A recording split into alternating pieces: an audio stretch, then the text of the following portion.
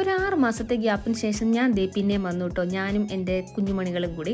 അപ്പോൾ ഒരു 6 മാസമായെന്ന് പറഞ്ഞല്ലോ, ഒരു 2-3 മാസം കൂടെ കഴിയുമ്പം 2 കുഞ്ഞുമണികളല്ല, ഒരു 3 കുഞ്ഞുമണികളുമായിട്ടായിരിക്കും ഞാൻ ഇനിയും വരുന്നത് കേട്ടോ. അപ്പോൾ അതിൻ്റെ ഒരു ഗ്യാപ്പായിരുന്നു ഈ 6 മാസം എന്ന് പറയുന്നത്. ഇവിടെ എന്താണെങ്കിലും കുറേ കുഞ്ഞുങ്ങളുണ്ട് കേട്ടോ. എന്താണെങ്കിലും എല്ലാവരും ചിത്രരചനാ മത്സരത്തിന് വന്നതാണ്. ഞങ്ങളും അപ്പം നമ്മുടെ കുഞ്ഞുങ്ങളെയും കൊണ്ട് ഇവിടെ വന്നിട്ടുണ്ടായിരുന്നു. അപ്പോൾ ഈ പ്രാവശ്യം ദുവ മാത്രമല്ല കേട്ടോ, ദുവായ്ക്ക് കൂട്ടായിട്ട് ഇവായും കൂടെ ഉണ്ട്.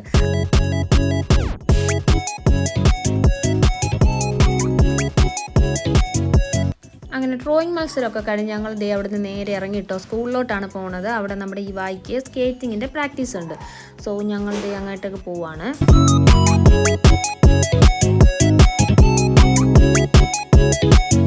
അതിനുശേഷം നമ്മളുടെ മാവേലിക്കരയിലുള്ള നമ്മളുടെ കല്ലുമലയിലാട്ടോ പോയത്. അവിടെ നിന്ന് കുറച്ച് ആറ്റുമീൻ മേടിക്കാനുണ്ടായിരുന്നു. അപ്പം അതിന് വേണ്ടിയിട്ട് ഞങ്ങൾ ദേ വന്നപ്പോൾ കുറേ അവന്മാരവിടെ കിടന്ന് പിടയ്ക്കുന്നത് കണ്ടോ.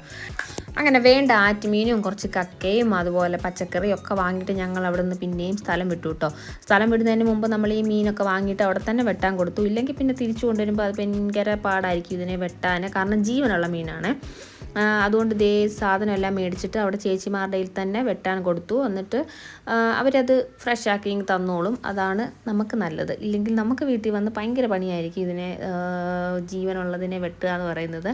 അങ്ങനെ അതൊക്കെ കഴിഞ്ഞ് ഞങ്ങൾ അവിടെ നിന്ന് ഇറങ്ങി പിന്നെയും തിരിച്ച് സ്കൂളിൽ വന്നു കേട്ടോ. സ്കൂളിൽ വന്നപ്പം അവിടെ പ്രാക്ടീസ് നടക്കുന്നേ ഉള്ളൂ. ഞാൻ എന്തിനാണ് ഇവിടെ വന്നതെന്നുള്ള മട്ടിൽ ദേ അങ്ങോട്ടും ഇങ്ങോട്ടും നടക്കുന്നുണ്ട്. എന്താണെങ്കിലും കഴിഞ്ഞു കേട്ടോ, സംഭവം എല്ലാം കഴിഞ്ഞ് ഞങ്ങൾ ദേ തിരിച്ച് വീട്ടിലേക്ക് പോവാണ് എല്ലാവരും കൂടിയിട്ട്.